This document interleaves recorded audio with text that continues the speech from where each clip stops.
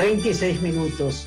Amigos y amigas, el presidente de la República remitió a la Asamblea Nacional el nuevo proyecto de ley para una reforma tributaria, el proyecto de ley para el desarrollo económico y sostenibilidad fiscal, así se denomina, que fue recibido en la Asamblea Nacional y ya calificado por el CAL en reunión del 2 de noviembre, deberá ser tratado en un plazo de 30 días porque tiene el carácter de urgente en materia económica. Recordemos que este es el primero de 3 proyectos que tiene previsto el Ejecutivo. Serán remitidos en su paquete fraccionado de reformas que fueron rechazadas por el Legislativo el mes pasado.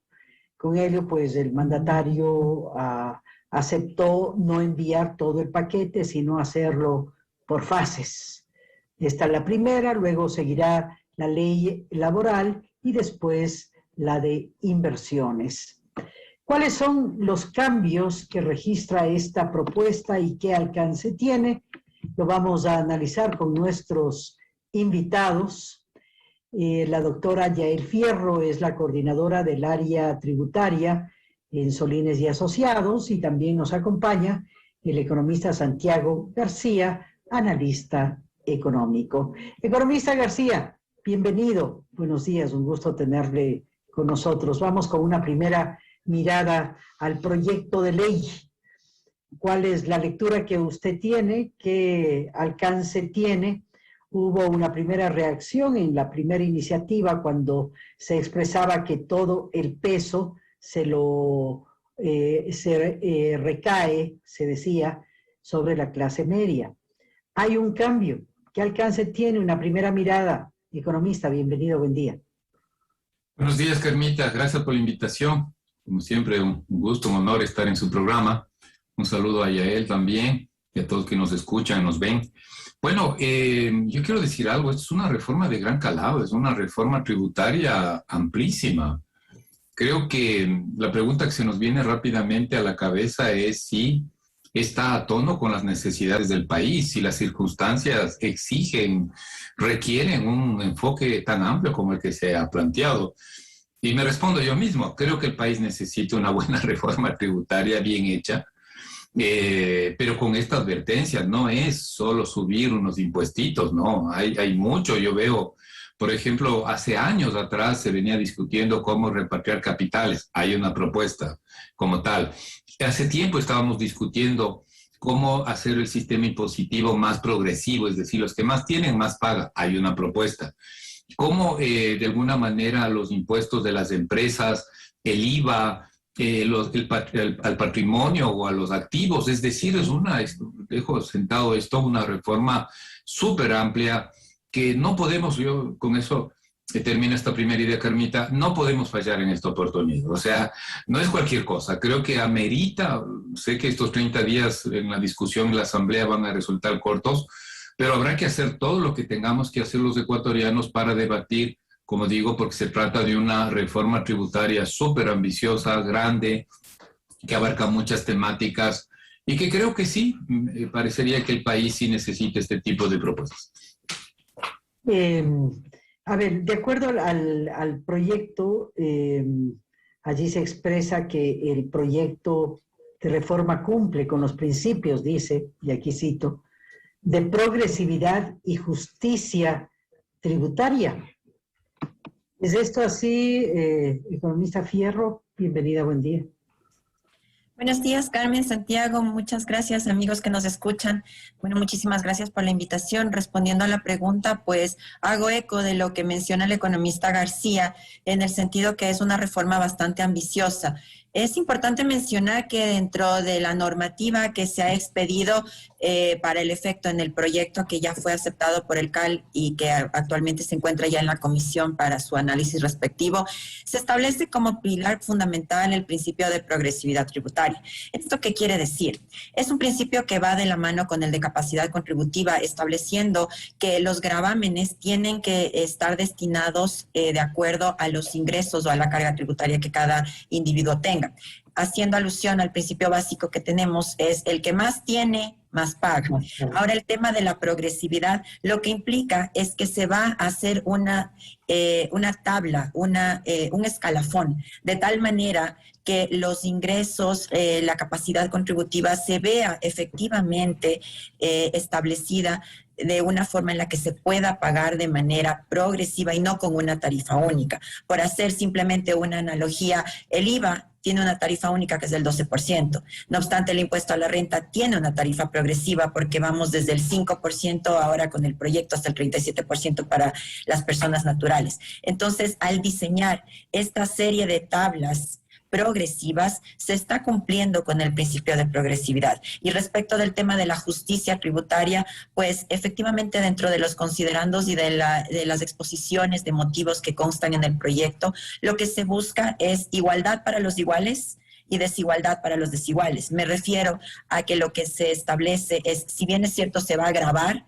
con impuesto, se está estableciendo que para los que son iguales como microempresarios, pequeñas empresas, se va a gravar a estos iguales con un impuesto específico que es el régimen RIMPE. Pero para los que son iguales entre sociedades, entre compañías, pues se mantendrá el régimen general. Entonces, bueno, pues Carmen, desde la óptica fiscal del derecho tributario, entendemos que el espíritu de los principios de progresividad y justicia tributaria sí están contemplados dentro de este proyecto. Bien, economista García, quizás si desglosamos algunas de las propuestas de este proyecto, parecería ser que el principal esfuerzo recae en quienes ganan más de $5,000 al mes, quienes tienen un patrimonio mayor a $1 millón y las mayores empresas del país. Entendemos que quienes ganan entre 2 y 5 mil dólares mensuales harán un aporte proporcional a su nivel de ingreso. ¿Qué repercusiones tendrá esto? ¿Qué porcentaje de la población tendrá que pagar y aportar? Economista. Sí, son preguntas relevantes, Carmita. Primero, un poco voy aproximándome a tu pregunta para poder un poquito contextualizar. A ver, la reforma tributaria tiene varias cosas. Uno es la reforma del impuesto a la renta, y ahí caemos las personas naturales, como tú, yo, ella, él, la gente que nos escucha, los ciudadanos. Somos personas naturales y hay una nueva tabla impositiva. Pero el impuesto a la renta también, obviamente, lo pagan las empresas. Ahí también hay una serie de disposiciones que hay que analizarlas, que hay que mirarlos con detenimiento, exoneraciones, incentivos, que también creo que hay que analizar. Luego viene el tema del IVA, luego viene el tema de eliminación de los impuestos a la herencia, luego viene una serie de normativa menor referente a otros pagos de impuestos. Ahora, yo lo que creo, y estuve preparando un poquito la información para esta entrevista, Carmita, porque antes de entrarme al detalle, en el Ecuador lo que más se recauda es el impuesto al IVA.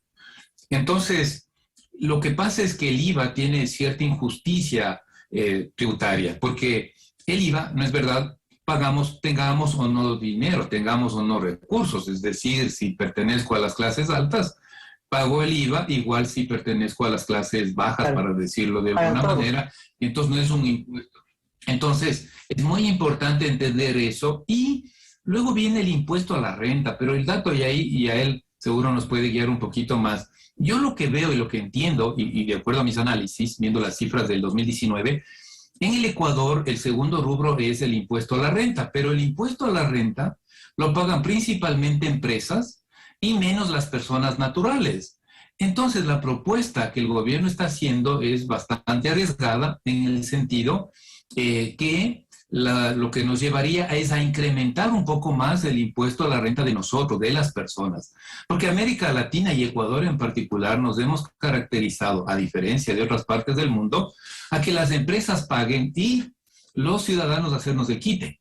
Entonces, lo que estoy diciendo, Carmita, es complicado, porque vamos a tener que, sobre todo clases medias para arriba, aportar un poco más. Esa es mi lectura en este momento. Lo importante es que ese aportar un poco más para las personas naturales no nos saque el máximo dinero del bolsillo, porque estamos en crisis y la clase media también no es que seamos los más felices dentro de la crisis que hemos pasado.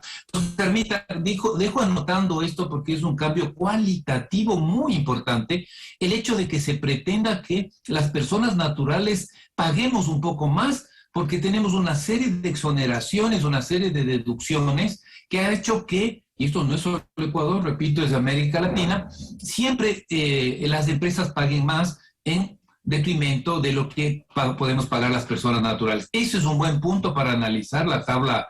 Sí hay unas inquietudes que tenemos, permite, esperamos llevarlo esto a la Asamblea Nacional, porque esto tiene que ser súper bien revisado, discutir políticamente si ese es el concepto que los ciudadanos estamos dispuestos a apoyar, porque puede ser que digamos, no, si no nos interesa, deje tal como está, lo cual no creo. Yo pienso que sí podemos un poquito, la clase media, contribuir más. Imagínense lo que digo, Carmen, me van a odiar todos los que me oyen, mis profesionales, los colegas, sí tenemos que pagar un poquito más, y las clases altas, como decía Yael, por el principio de justicia tributaria y de equidad, hay que pagar un poco más las personas. Luego ya podemos pasar a análisis de lo que son las contribuciones de las personas. Me parece bien. Vamos con el tema del impuesto a la renta, entonces, para tener claro el escenario, Yael.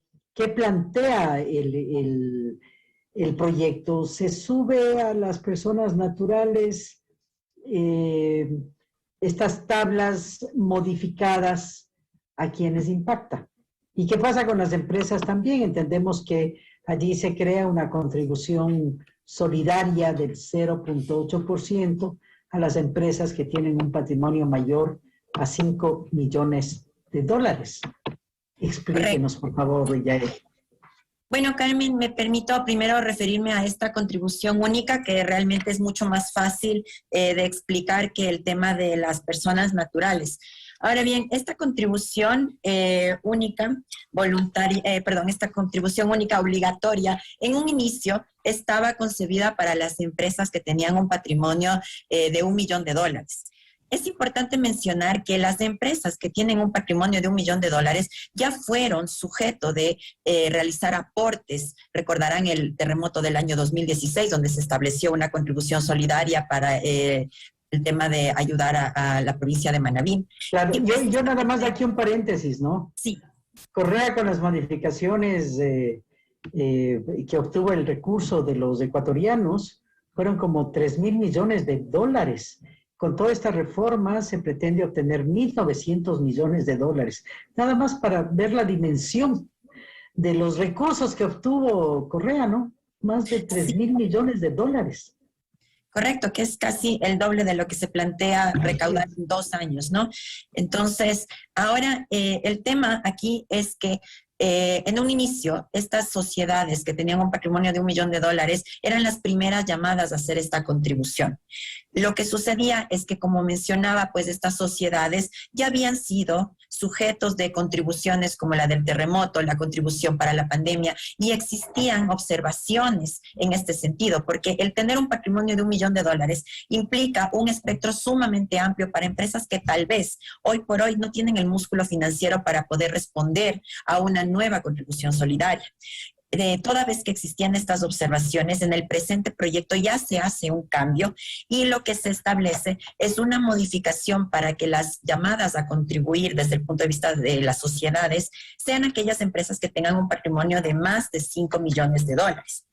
¿Esto qué significa? Que el espectro se ha reducido a empresas financieras, a empresas aseguradoras, a empresas mineras.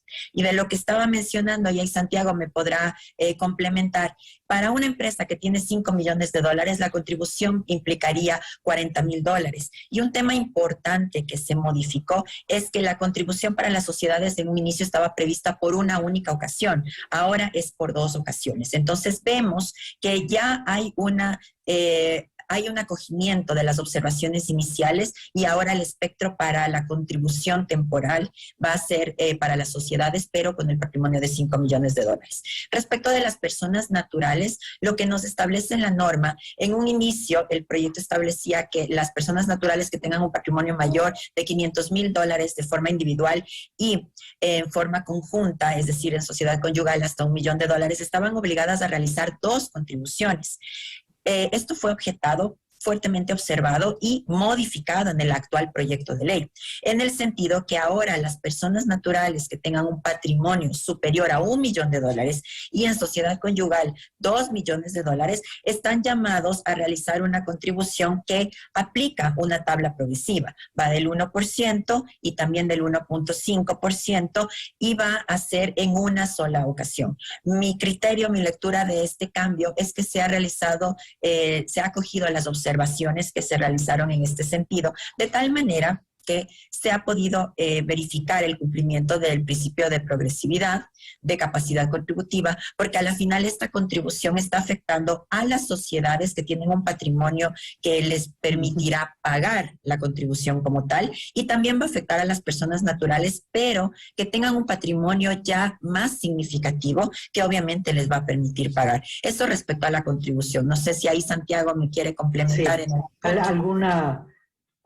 Fortalecer algún elemento y luego pasamos a las personas naturales. ¿Qué pasa con la declaración de... Y permita, sí, y a él. Yo tengo el dato, lo que quería comentar es que el dato de contribuciones solidarias entre el 2016 hasta el 2018 se recaudó 1.630 millones. Datos del SRI, no tanto 3.000 millones, que ha sido la cifra que se ha venido discutiendo a nivel público en el gobierno del señor Correa. Porque, por ejemplo, recordemos, a los ciudadanos contribuimos con un día de remuneración nuestro. Eso se recaudó como 65 millones de dólares. Total, pero bueno, Carmita, esto es 1.600 millones de dólares, que es una cifra considerable. Y hoy la propuesta de reforma, si se llega a 1.900 millones en 2 años, pues va por ahí, ¿no? En 2 años, ¿no? Esto, lo que yo acabo de mencionar, son datos reales de recaudación que acabo de mencionar, se llama contribuciones solidarias, contabilizadas del 2016 al 2018 a 1.600 millones de dólares recaudados por el SRI. Ahora, lo más importante entonces, Carmita, es que ya vamos aterrizando en lo que nos interesa a los ciudadanos. Las personas naturales, vamos a tener una nueva tabla de impuesto a la renta, sí, que hay cierta progresividad, que lo comento rápidamente luego. Vamos a tener que, o van a tener que contribuir, yo no, si acaso, en materia de esta contribución especial por el patrimonio, ¿no es verdad? Por el lado de las empresas se mantiene el 25%, lo que se paga, no hay tabla ahí, se paga el 25% de impuesto a la renta para las personas jurídicas.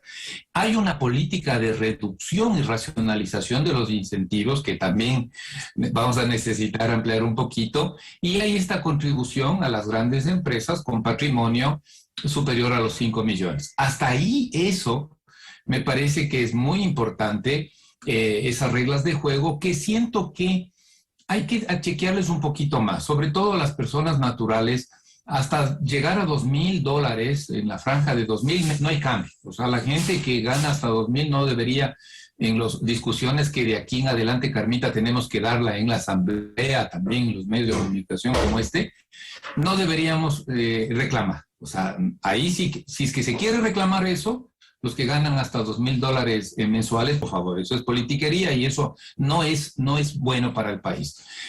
Más de 2,000 en adelante, hay una franja, por lo menos hasta 4,000, sí creo que hay que chequear, porque la regla de juego, y a él cambia, se elimina, eso es un proceso que no terminamos de entender bien dentro de la propuesta, se eliminan los gastos personales, entro puro y duro, si yo gano $2,500 de mi universidad, multiplico por 12, y eso entra a mi tabla de impuestos y luego tengo una deducción, un crédito tributario. Este es un modelo y un cambio importante en el país, es un modelo que se aplica en los Estados Unidos, no en el Ecuador.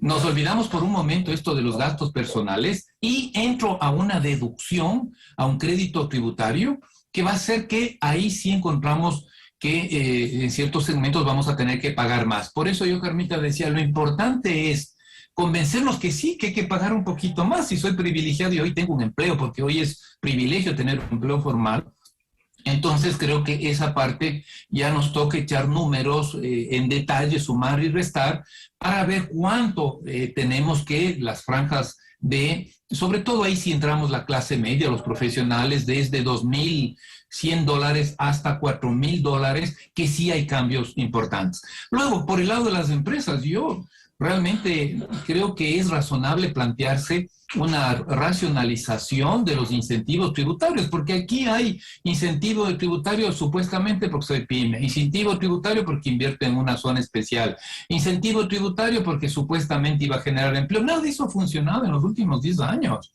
Entonces me parece coherente entrar a una buena revisión, pero objetiva, y decir, a ver, señor empresario, usted lo primero que tiene que hacer es pagar impuestos. Lo segundo que tiene todo el derecho es a tener estos incentivos que significan, por ejemplo, reducir 3% del impuesto a la renta, del 25% que pago, le vamos a dar 3% siempre y cuando cumpla esto y tales requisitos. Entonces, Carmita, también va a haber ahí debate político, porque estamos un poquito metidos en ese debate de que los incentivos tienen que estar, porque tienen que estar, y una cosa ahí puro bla bla, y que no han servido en realidad, por ejemplo, incentivar vía tributos para generar empleo para los jóvenes. Entonces yo en esa parte sí estoy de acuerdo, sí creo que se puede avanzar bastante y tener tanto para las personas naturales como a las personas jurídicas esta, yo diría, transparencia, esta necesidad de pagar un poco más de lo que significan los profesionales, las clases medias, y hacer que se cumpla este principio, sobre todo por el lado de los segmentos de ingresos más altos. Los que más tienen, señor, tiene que pagar. Si eso está revisando los impuestos en cualquier país que uno revisa, la carga tributaria peruana, colombiana, de las personas naturales es más, recaudan más de lo que nosotros recaudamos en Ecuador. ¿Cómo así pasa esto? Entonces, por eso, vuelvo a mi discurso inicial, sí es importante que entendamos bien qué se pretende hacer y los detalles. Suelen decir, Carmito, a ver si no me equivoco en el proverbio, ¿no es cierto? El diablo está en la letra pequeña. Entonces, hay que entrar a revisar la letra pequeña para que no perjudiquemos, pero sí asumamos responsabilidad de los ciudadanos. Ya, hay letra pequeña, el tiempo corre, economista Fierro, ¿hay letra pequeña que nos debe preocupar?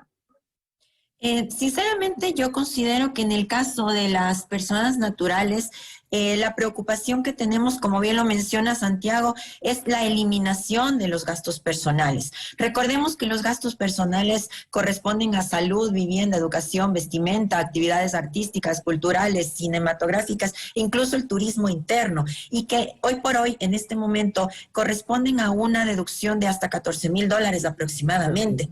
No obstante, lo que establece el proyecto es que los gastos personales ya no van a existir y lo que va a existir es una rebaja.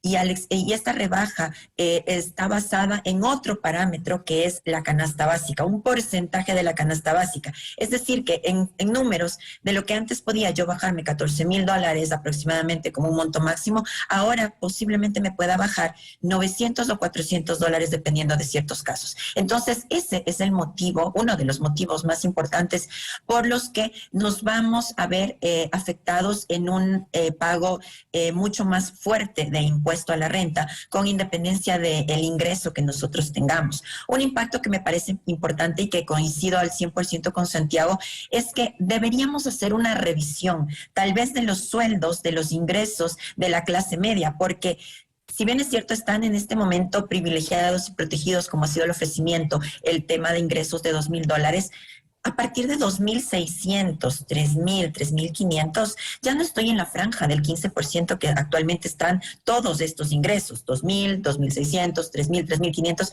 están en una franja del 15%. En el proyecto se establece que para 2,600 me voy a ir a una franja del 20%. Para $3,000, 25%. Entonces, es un cambio bastante importante que tal vez sería interesante que la Asamblea analice a ver si hay alguna forma de aplicar esta progresividad de tal manera que los sueldos, ingresos de la clase media, que entendería yo sería hasta tal vez $3,000, puedan mantenerse en la franja del 15% y posterior a estos 3,000, si se desglose la tabla con mayores porcentajes para aplicar precisamente el principio del que más tiene, más paga. Ahora, el impuesto a la herencia desaparece en el proyecto Santiago, ¿se elimina esto? Sí se elimina y estoy en completo desacuerdo. Hemos recaudado, Carmita, doy rápidamente la cifra porque tengo aquí cargada todo. Cerca de 30 millones de dólares, 30 millones que nos den a las universidades. O sea, no, yo creo que sí debe haber, no tiene que ser prohibitivo. Me parece que personalmente no estoy de acuerdo, debe mantenerse ese impuesto, perfeccionarlo un poquito, que sea más fácil, de fácil aplicación, no engorroso, no una serie de palabras ahí que, bueno, yo no soy abogado y a él es la abogada y me confunde, pero estoy en desacuerdo. Eso creo que podemos discutirlo en la Asamblea Nacional y plantear, es decir, que se mantenga, pero que se haga mucho más asequible, que se haga mucho más de fácil aplicación. Eso es un tema, Carmita, no es mucho. Dicen es que 30 millones, pero 30 millones, el que más tiene, más paga. Pues la clase media, Juan Piguave, no heredan más el impuesto se empieza a aplicar si uno recibe más de $80,000 por herencia, ¿no? Por hijo. Y eso la clase media no recibimos. Entonces, que lo pague la persona que tiene la suerte de recibir un buen patrimonio, pues es su contribución a la sociedad. Eso, Carmita, no estoy de acuerdo, pero habrá que chequearlo. Eso es un tema que se demuestre, pero no es solo el criterio, porque el criterio que ha dicho el gobierno es que es un impuesto marginal y lo eliminamos. No, señor, 30 millones no es marginal. Nos puede servir de mucho a las universidades si es que lo pensamos así, ¿no? Esos 30 millones de dólares que se recaudan por un sistema de justicia. Y si yo heredo algo y supera los 80,000, como digo, por hijo, creo que no sea prohibitivo, porque algún gobierno, en cambio, quiso poner un impuesto a la herencia absurdo. El 90%. Lo que hizo en parte fue golpear al sector inmobiliario, porque dijeron, bueno, entonces, ¿para qué construyo? ¿Para qué hago un esfuerzo por ampliar mi casa? Y eso luego mis hijos heredan. ¿Para qué si el gobierno se va a llevar, no recuerdo ya el porcentaje tan alto? Si evitamos eso, y el otro extremo del gobierno que dice que hay que eliminarlo, nos quedamos en la mitadcita, que sí es posible hacerlo, por eso vamos a estar en la Asamblea, Carmita. Yo he sido ya invitado y estaré, y si no, pues a través de estos medios de comunicación como Noti, hoy estaremos, ¿no es cierto, Carmita, a la pelea, haciéndonos de escuchar un poquito de esto que nos interesa a todos. Bueno, para concluir rápidamente su criterio, Yael, sobre el impuesto a la herencia, ¿cuál es el punto de equilibrio? Porque también, caramba, las construcciones, las casas ahora, una casa modesta cuesta 80, 100 mil dólares, ¿no? Entonces, quizá revisar las tablas, no sé.